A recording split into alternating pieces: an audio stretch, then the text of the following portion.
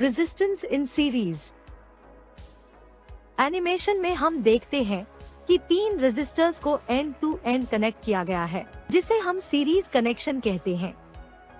इन तीनों रेजिस्टर्स का resistance R1, R2 और R3 माना गया है।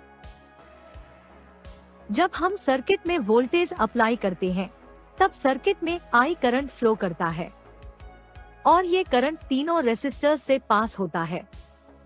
हम देख सकते हैं सीरीज कनेक्शन में करंट सेम रहता है, जबकि पोटेंशियल यानी वोल्टेज तीनों रेजिस्टर में डिवाइड होता है, जिन्हें हम V1, V2 और V3 मान लेते हैं।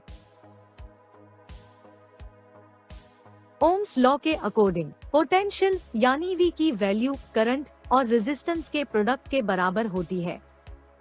इस इक्वेशन का यूज करके हम V1, V2 और V3 फाइंड कर सकते हैं। अब अगर हम इन तीनों पोटेंशियल का सम करें, तो हमें ये इक्वेशन मिलती है जिसमें I यानी करंट कॉमन है।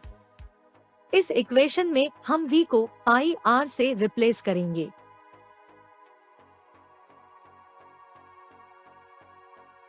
और बोथ साइड I को कैंसल आउट करेंगे। फाइनली हमें एक इक्वेशन मिलती है जो कि सीरीज कनेक्शन में टोटल रेजिस्टेंस की वैल्यू है।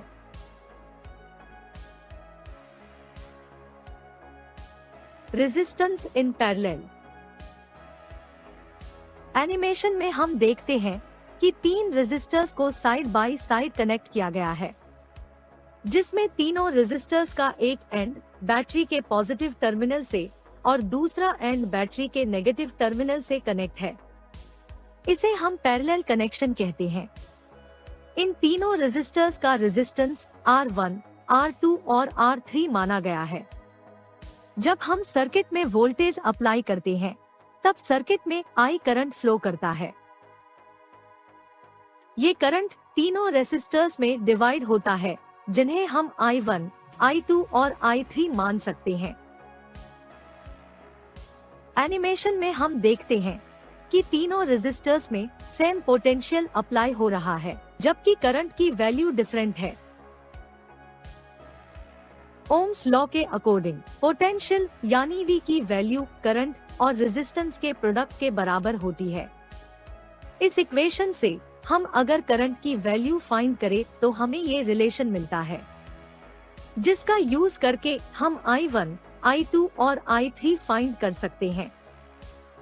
अब अगर हम तीनों करंट की वैल्यू का सम करें, तो हमें ये इक्वेशन मिलती है जिसमें पोटेंशियल V कॉमन है। अब हम इस इक्वेशन में I को V बाई R से रिप्लेस करेंगे और बोथ साइड V को कैंसिल आउट करेंगे।